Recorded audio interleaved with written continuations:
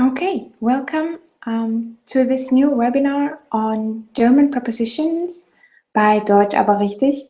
I would like to start by saying a huge thank you for the last webinar, for the feedback that you gave me. I was very happy that you enjoyed it, and I saw that also a few of you participated actively, which was very, very nice. And also today you will have a chance to participate by writing into the comment section, by answering questions, so that you get a good learning experience out of that. Also, when you watch it later on YouTube, please take the opportunity to write into the comments on YouTube while you're watching, answer the questions to make it a real classroom experience for you. And then I'm happy to correct your sentences. I will have a look at the comment section on YouTube regularly, and you will get my feedback, I promise. Okay, today our topic are German prepositions. So prepositions in German are one of the trickiest topics when you learn the language, because they are, first of all, different from the English ones. So you cannot simply translate them from English. We use them in another way. And also they are quite tricky. Some of them they need dative case, some of them need accusative case, some of them need the genitive. And as this webinar focuses on beginners level, so A1, A2 level, today we are going to look at prepositions that need the dative case. They definitely need the dative case. So there are some that are in the middle between dative and accusative. We will not talk about those today. It will be very, very basic, but also we will speak about the meaning of those prepositions and how to use them in sentences and so on. Okay, so today's topic are prepositions with dative level A1, A2, and another important thing, this is the first part of 2. So today we're going to focus on some of the prepositions, and then in a webinar soon to follow, we will talk about the second part. Okay, so these are the prepositions that need dative. So we have mit, bei, von, zu, gegenüber, aus, and then von is there 2 times because we have it in a local sense and in a time-wise sense, and then up, nach, and seit. So don't worry, this is not, you don't have to know the meanings yet. We will talk about those today. And so these prepositions refer to something happening locally. Either you move from A to B or you are at a certain point. So these are local prepositions. And then these are prepositions that refer to time. So if you would like to talk about from when to when something's happening until when something is happening and so on, then you use those prepositions. And as I already mentioned, that we have 2 parts. So today we will speak about the first part, Teil 1, mit, bei, von, zu, gegenüber und aus. And then the second part will cover the others. Okay, so I already mentioned it would be nice if you could just try to write stuff down while you're watching the webinar, right? So when you look at this picture, what do you think? What kind of preposition could this be? I will give you a second. Just take a sip of my coffee and think about what kind of preposition this could be. I will give you the solution. It is mit. Okay, so there are 2 people walking together with each other, and then in this case we use the preposition mit, with. And now we are already at the very grammatical point of view. So mit requires dative. What does that mean? Dative means that the articles that we normally use, they change, right? So what you can see here is der, die, and das. Those articles, they change when you use them in the dative case. And now I can already see that you found the Q&A section and you got it right. The preposition was mit, you got this right, and now it's another possibility for you to become active. So how do these articles change when you put them into dative? So this is what happens. Der becomes dem. Okay.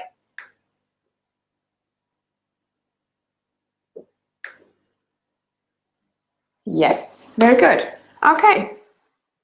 So this is what you need to know essentially about dative, how the articles change. And now in this webinar, we're going to have a few exercises so that you become used to this, how it changes, okay? So what happens is if you have a sentence where you use der Freund, the friend, okay? So this is a masculine noun. And if you have a sentence with der Freund and then mit, what you do is you say, ich gehe mit dem Freund ins Kino. So you don't say mit der Freund, you say mit dem Freund, because it's dative and because you've learned now that mit, this preposition, it requires dative. Always, forever and ever. That's what I like to say to my students in class, because it never changes, okay? It will always require dative. So what happens to the feminine noun is it becomes der, right? As you already said. So die Freundin in dative becomes der Freundin, which is kind of ironic, I understand, because der is usually the masculine article, but it's just that way, right? I mean, sometimes grammar is funny. So ich gehe mit der Freundin ins Kino would be the correct way of saying this. And then you have das Kind. So ich gehe mit dem Kind ins Kino, because das again changes to dem. So now you see how we use the preposition mit. But of course, in this webinar, we were not only talking about preposition mit, but about similar ones, about others as well. And so I have another quiz for you. What do you think this is? What kind of preposition could this be? Okay, we have an answer by Teja. Please, Teja Shodari, please correct me if I mispronounce your name. You said by would be the preposition for this picture, and there you go. It's correct. Very good. This picture represents by, and by is another preposition that requires dative case. So what you have learned now for mit, you can just use exactly the same rules for this preposition as well. Now the question is, how do we use it in a sentence? If you talk about a market, imagine some friend calls you on the phone and asks you where you are. And then you answer, I'm at the market. You would say, ich bin bei Markt. Okay, so der Markt is masculine. So what do you think will be the correct answer here? Just think about it for a second, what we just talked about. As we said before, der becomes dem. So in this case, we have very straightforward, the same kind of rule that we apply here. So we say, ich bin bei dem Markt. What you can do in German is, or in this case, not in general, but in this case, what you see here, the red letters, you can just simply put together bei and dem, and it becomes beim. Okay, so when you hear people speak, they would usually not say, ich bin bei dem Markt, they would say, ich bin beim Markt. And I can see that got the answer right. Yes, very good. Okay. And I'll just give you the next one already. We have die Arbeit. So again, somebody's calling you, where are you, wo bist du? im Moment. And then you would answer, I'm at work. So how would you say that correctly? Ich bin bei, and then Arbeit is feminine, so it becomes something else. Ich bin bei der Arbeit. So die becomes der. And the third one, das Haus, is a word, a neutral word, so to say. And what happens again is it changes to ich bin bei dem Haus or ich bin beim Haus. So what do you think, what kind of preposition could this be? What does it represent? You have to go from A to B, and so in this case, we use the preposition von. And again, von is one of those prepositions that will always, forever and ever use dative case, okay? So this is actually nice about German grammar. I mean, you can say what you want. I mean, German is a tricky language, I admit that. It's not easy to think of all the rules all the time and to get it right. But the thing is, there are things that never change, right? So what you can remember are, for example, those prepositions that are always with dative, and they just simply always apply to the same rules, right? So again, what we've learned from before, der Arbeitsplatz, ich fahre von Arbeitsplatz nach Hause. Okay, so Arbeitsplatz is like the working place, so the place where you work, your job.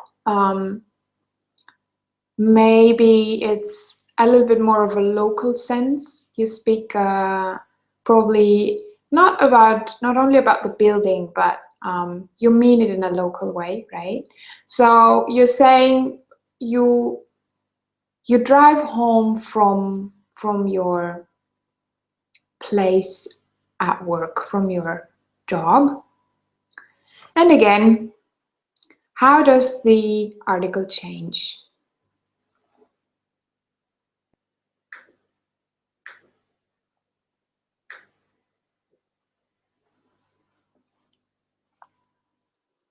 And because Yoga Stunde, die Stunde, the hour, Stunde is hour, okay?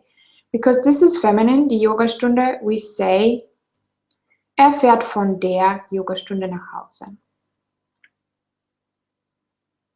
The last one for this preposition would be Schwimmbad. Das Schwimmbad. So Schwimmbad means swimming pool. Schwimmbad means swimming pool. And again, you're going home from the swimming pool, from a public swimming pool. Obviously, otherwise you would not have to go home if the swimming pool was in your garden. But we're speaking about a public swimming pool now. And because it's das Schwimmbad, in dative it changes to be dem Schwimmbad. Yes, and Siddharth got it right. Again, very good. We're moving on, and I have to say,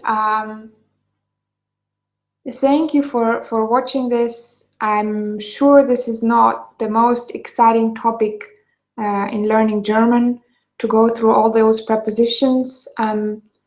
I'm trying to make it as logical as possible for you, but obviously watching a movie in German or watching some series is a lot more fun. So thank you for being here anyway. And again, I have another quiz for you. So what does this mean? What do you think?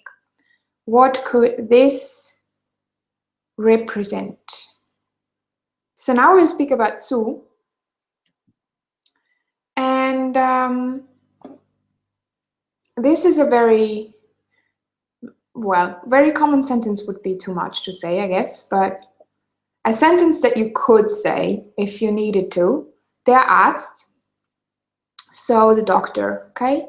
You're going to the doctor and you would say in German, ich fahre zu Arzt. How would you say that? And you already know the answer now because it works the exact same way as the others. Ich fahre zu dem Arzt because it's dative. Zu is another one of those prepositions that just always use dative. And you can see that I made the letters, they are red, okay? And so what I do, what I really like, because I like to work with colors. I don't know if you can use colors in order to remember things, but it helps me. So I chose red for dative, and then I will choose green for accusative. Actually, they are not my choice. I still use those colors because we did that at school when I was a kid many years ago, and I was at school. My teacher, my German teacher, he chose those colors for me, and I still like to work with them. So when you watch the next webinar and we speak about accusative, then you will realize how this might help you remember that zu uses dative, because now you remember that this is the red one, and then the others are the green ones. We will see. Some people, they like to work with colors. For others, it doesn't help at all. Anyway, so I can see that you got this right. Siddharth, thank you for your answer. It is indeed zum, and zum is a combination of zu and dem. And then we're speaking about traffic lights. Die Ampel. Die Ampel in German is a feminine word in singular, not like in English, plural traffic lights, but singular. And how would you say that? Sie fährt zu roten Ampel. Because it's feminine, now you have der. So zu der roten Ampel or zur roten Ampel. And now das Kino. It works exactly the same way. And I can see that you're very active. Thank you for all your answers. I hope this will help you remember how to use the correct prepositions in the right sentences with the right case. Exactly, it is dem Kino. Okay, and now here again, please have a look at the overview. Zu dem Arzt, zu der roten Ampel, zu dem großen Kino. Okay, this is how zu works. It always, always, always needs dative. And we're moving on. One more picture. So a few more sentences. Now that you already know how this works, I didn't want to ask you again for each and every sentence, but I'm sure that now this is clear to you. So der Markt, we already had this word, it's the market, masculine in German, der Markt. And then what you do is you say, der Baum steht gegenüber dem Markt, okay? Markt is masculine, this is why der becomes dem in dative case, okay? The same goes for Brücke. Das Haus ist gegenüber der Brücke. So the house is opposite from the bridge, okay? Gegenüber der Brücke. And then das Gebäude. So Gebäude is building in German. Das Gebäude, der Markt ist gegenüber dem Gebäude. So gegenüber means opposite from. It needs a dative case. It changes the articles to dem, der, and dem. And we have another drawing. So this is aus. Aus. How do we use aus? Very good. You don't even need this webinar anymore. I have a feeling that you guys who are watching are already pros in this topic. So der Supermarkt. Sie kommt gerade. Supermarkt. So now we're missing two words, okay? Two words are missing in the sentence. What do you think these words are? And this is the solution. Sie kommt gerade aus dem Supermarkt. What does this even mean? Sie kommt gerade aus dem Supermarkt. So gerade is referring to not the local sense in the sense of straight ahead, but here it means at the moment, in this very moment. She is walking out of the supermarket, okay? So if you ask, where is Lisa? Wo ist Lisa? And then you're pointing over there and then you say, ah, sie kommt gerade aus dem Supermarkt. Okay, this is how you would use the sentence. And another one, die Tasche. Nimmt das Handy, Tasche. So handy is a German word, even though it doesn't look like it, that means mobile phone. Somebody is taking the mobile phone out of a bag. This is what we want to say here. Somebody is taking a mobile phone out of the bag. And because die Tasche is feminine, we would say, nimmt das Handy aus der Tasche. Okay? Nimmt das Handy aus der Tasche. He is taking the mobile phone out of the bag. And then another one. Das Haus. As you already know, house is neutral, so it uses the article das, which changes in dative case to dem. Wir gehen früh aus dem Haus.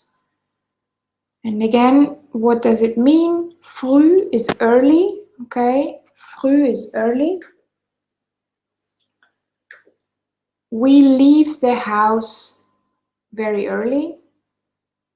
We leave the house very early. Wir gehen früh aus dem Haus. Okay.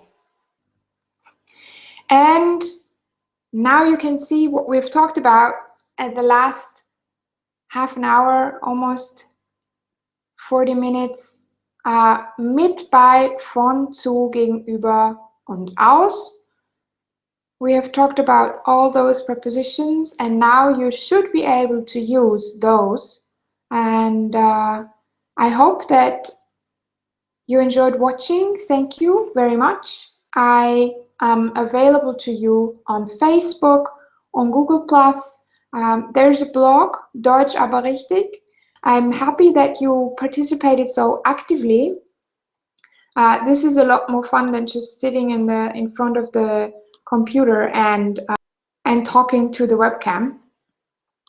So thank you for being so active. And now, if there's still some questions left about those prepositions, about how to use them, about sentences like this, just feel free to share them with us now here or also later on YouTube in the comment section, wherever you would like to comment or ask questions. There are also Facebook groups for each level. There's one for A1, there's one for A2, and there's one for B1.